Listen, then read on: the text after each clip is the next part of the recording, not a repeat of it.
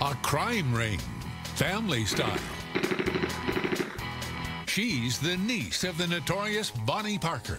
My aunt was known as that cute little blonde Bonnie. Then she connected with Clyde. Clyde Barrow was his uncle.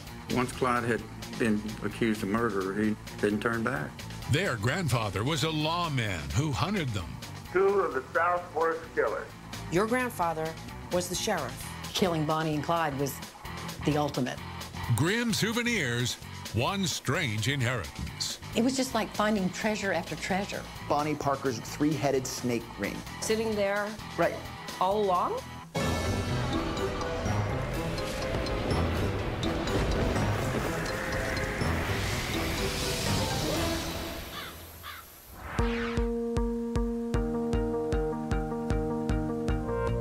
I'm Jamie Colby in Boston today, about to meet a family who have traveled up here from Houston to put their strange and historic inheritance on the auction block.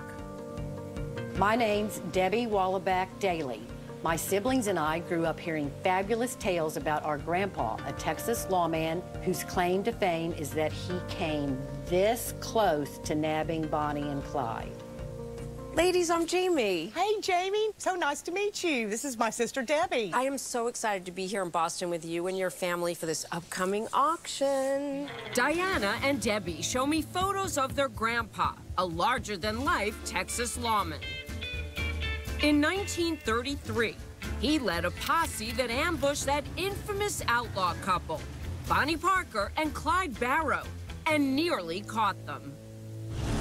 As kids, Diana, Debbie, and their brother Steve are fascinated by Grandpa's 8-inch thick scrapbook full of vivid crime scene photos. Wasn't that creepy? Very, very creepy. We thought it was the greatest thing ever.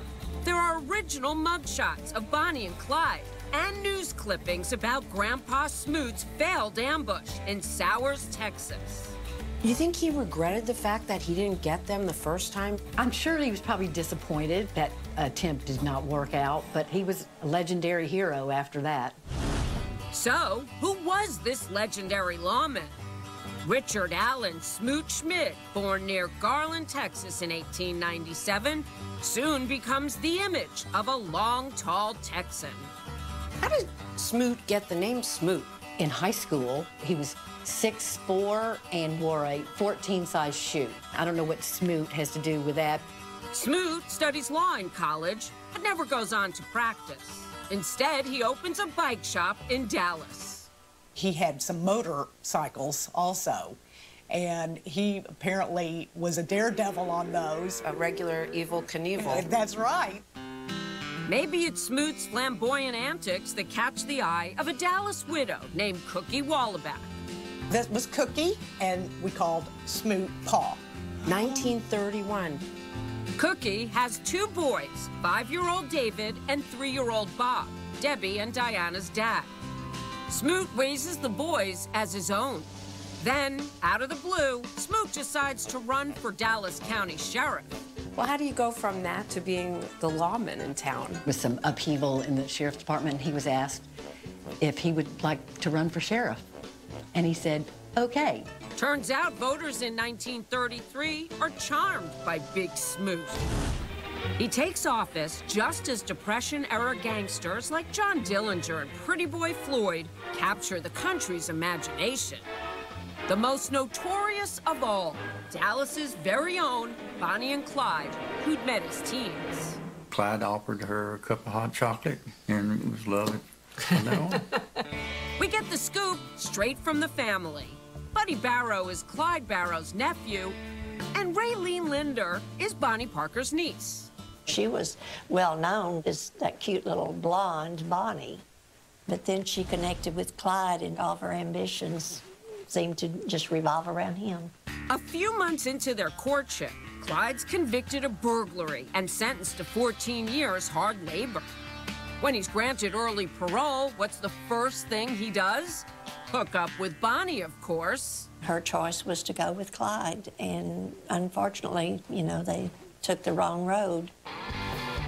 The two set out on a vicious crime spree, first stealing a Ford V8, then kidnapping an officer in Carlsbad, New Mexico. Then come armed robberies and gunfights with law enforcement in Texas, Missouri, and Iowa.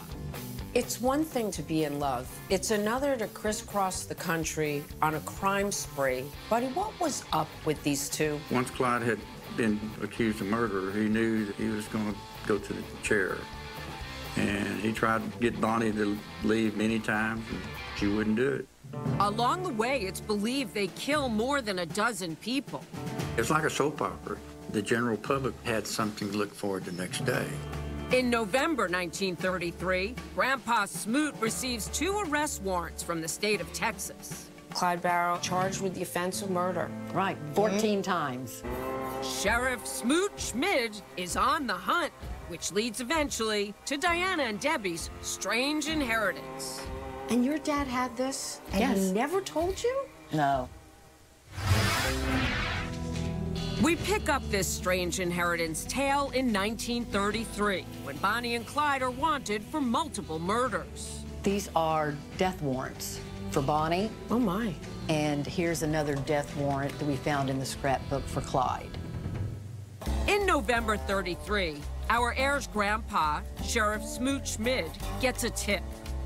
Bonnie and Clyde will be attending a Barrow family gathering on the outskirts of Dallas in Sowers, Texas. Smoot Smith and his officers had found out about this from someone real close to his family the night before.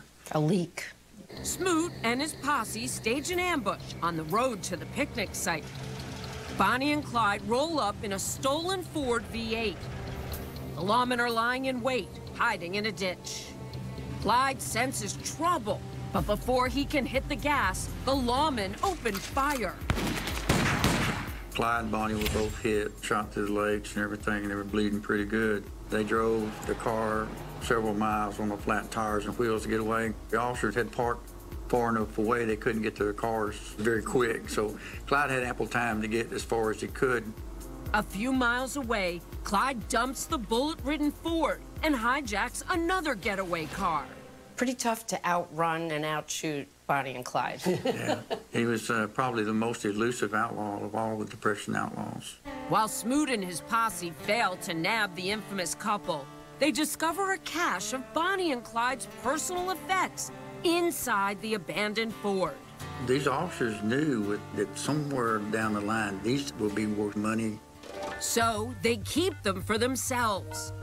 6 months later, in May 1934, Bonnie and Clyde are ambushed by another group of lawmen on a rural road in Louisiana. This time, they don't get away. Clyde Barrow and Bonnie Parker. Smoot shares the news with Dallas. 2 of the South Forest killers. This was terminated in their apprehension the day before yesterday in the state of Louisiana. The couple's funerals attract huge crowds in their hometown. The mugshots, arrest warrants, photos, and other artifacts documenting Sheriff Smoot's pursuit of the Barrow gang are pasted into a family scrapbook. Smoot serves as Dallas County Sheriff until 1947. His stepson Bob grows up and starts a family of his own, including children Debbie, Diana, and Steve. Did Dad show this material off to friends? Was he proud of it? He just never pulled it out. Grandpa Smoot passes away in 1963. Half a century later, in 2013, when his son Bob dies, Bob's kids and their spouses are cleaning out the family home. They rediscover that old scrapbook. We all started looking at it again and saying, wow, this is amazing stuff. And there's a lot more squirreled away in Dad's house north of Houston. Relics they hadn't even known existed. There's Grandpa Smoot's monogrammed cowboy boots, his service revolver, and this 4-page letter handwritten by Bonnie and signed by Clyde. That's his signature? That's his signature. There's more. The siblings find a ledger written by their father. In his handwriting, the contents of what was in the box. This is what we found that was so interesting. Bonnie Parker's ring. Oh my, in small print. 3 silver snakes with tiny jewels. Bonnie Parker's ring? We all went, oh my God, where is that? The descendants of a renowned Texas lawman are on the hunt for a very personal relic connected to the infamous outlaw lovers, Bonnie and Clyde. They have only one clue, a note written by their father on an inventory list. Bonnie Parker ring, 3 silver snakes with tiny jewels. That's the first we have ever seen or heard anything about the ring. Dad never mentioned it. He had to search for it. They spend hours rummaging through their dad's house near Houston, looking for the ring that belonged to Bonnie Parker. Days pass, and they still come up empty. Then, in the back of a closet, Debbie comes across a plastic bag filled with old costume jewelry. We poured it out on the floor. There were 3 of us sitting around going through this jewelry. It's like panning for gold. It was. Finally, Diana spies a small black box. Just a little box, opened it up. It was Bonnie Parker's ring. Wow. Along with the ring, there are other rare mementos, like original photos of the outlaw's death car and signed letters from FBI Director J. Edgar Hoover. It was just like finding treasure after treasure. Debbie takes everything home and tucks it under a bed for safekeeping. In 2016, a few years after their father dies, they decide it's time to sell their strange inheritance. We just thought maybe we should do something with this collection. They learn that in 2015, as you may have seen on a previous episode of this show, RR Auction, based in New Hampshire, sold 2 guns attributed to the Barrow gang for nearly $500,000. I pay a visit to the auction house office here in Boston. When I heard it was the famous sheriff, Smoot Schmid, I got on the first plane to Dallas. What's the timeliness of selling Bonnie and Clyde memorabilia? They were very famous in 1934 because they left behind these incredible photographs of themselves. Then in 1967, the movie with Faye Dunaway and Warren Beatty kept the legend of Bonnie and Clyde alive. We check out Grandpa Smoot's old scrapbook. I'm afraid to turn the page. It's pretty fragile. Turn it. But this page here, it was, when I saw this, Jamie, I was so excited. These are the original arrest warrants for murder issued in November 1933 by the state of Texas. I wouldn't be surprised it goes for $20,000.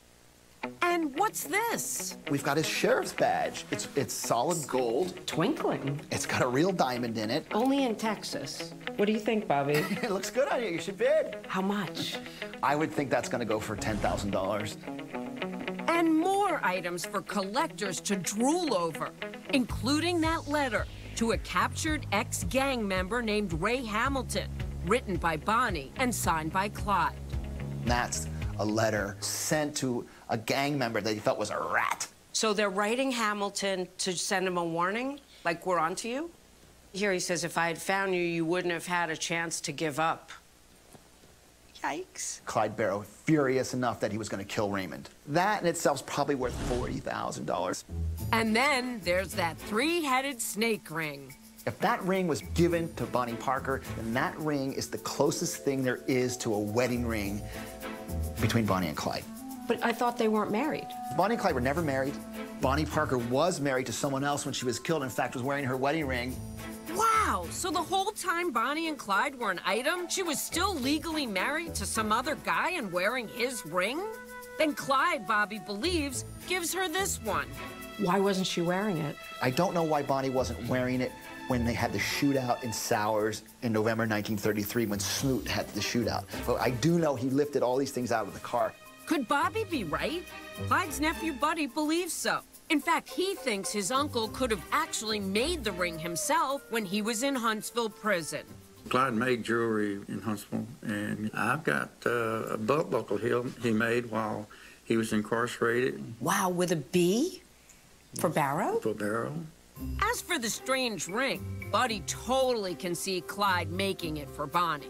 Clyde was sort of a mythical guy. The snake is a symbol of eternal love. It looked like something he could possibly design. Next step, bring in a jewelry expert. David Bellman wonders if the insignia inside Bonnie's ring is another clue pointing to Clyde. It's hard to make out, but he says it might be a music note pierced with an arrow. Arrow, Barrow, get it? And that's not all. Come to find out that he was actually a self-taught musician, taught himself how to play the saxophone. In fact, Clyde was famously toting his sax in the car when he and Bonnie were killed. Quite a tale. Do you buy it? Will the bidders? Or is the auction house shooting too high? 6,000, now 6,500. Looking for 6,500. Now, back to Strange Inheritance. In Boston in June 2017, the heirs to legendary Texas Sheriff Smoot Schmidt are ready to sell their strange inheritance. It includes souvenirs he kept after a shootout with Bonnie and Clyde. Auction exec Bobby Livingston's expecting quite a haul. He's especially excited about Bonnie Parker's Snakehead ring. That ring is the closest thing there is to a wedding ring between these two lovers. I wouldn't be surprised if that goes for well over $40,000, $50,000. We'll see. Then David Bellman, Bobby's jewelry expert, gets a new tip on that insignia in the band of Bonnie's ring. Tell me what you have discovered. It turned out that the hallmark inside that looked like a musical note was actually a shape of a U with an arrow that was a mark for a company out of Rhode Island that was actually manufacturing rings like this. I didn't get the slam dunk answer I was looking for. You do still believe it was Bonnie's? Yes. The great news is it was found in the car in Sowers and belonged to Smoot Schmidt, and he attributed it to Bonnie. Still, it's now doubtful the ring will go for the $50K Bobby had estimated. What about the other items? First up on the auction block. Sheriff Smoot Schmidt's service revolver. I have $3,250 bid. Make it $3,500. Yes, $3,500. Fair warning. Sold $3,500. Next, Smoot's diamond-studded sheriff's badge. Number 2016. It starts with an absentee bid of $4,700 and quickly soars. Now 5,000 here, and now would you give 5,500? Yes. Okay, 6,000 here. And? I have 7,000, make it 7,500. 7,500, now 8,000 with me, and this one is sold $8,000. South of the 10K estimate, but the heirs are still happy. Now those original Bonnie and Clyde arrest warrants. Estimated price, $20K. Starting bid, 5,000, looking for 5,500. 5,500, and now looking for 6,000. 6,000, now 6,500. Looking for 6,500. And that is sold, 6,500. Bidders get an even bigger bargain on that angry letter written by Bonnie and signed by Clyde. Bobby guessed 40,000. Bonnie Parker, Clyde Barrow, autographed letter signed. It starts with a phone bid for $12,000. Now 13,000, 13,000 I have now, make it 14,000. That is 13,000. Finally, Bonnie Parker's Snakehead ring comes up, but with a disclaimer. This is found in the car. It belonged to Bonnie Parker. We no longer believe it was made by Clyde Barrow. But some bidders are still interested. And I have 14,000 bid, make it 15,000. We have an absentee bid of 20,000 on this. I'm looking now for 22,000. I'm gonna sell it at 20,000. Sold, $20,000. The final tally on the famous Texas Lawmen's collection, just under $100,000. Below Bobby's estimates, but still pretty good for a bunch of stuff found in Grandpa's closet. The family's not complaining. Very, very exciting. R&R did a great job. The Barrow family, meantime, predicts there could be more valuable relics on their way to the auction block in the years to come.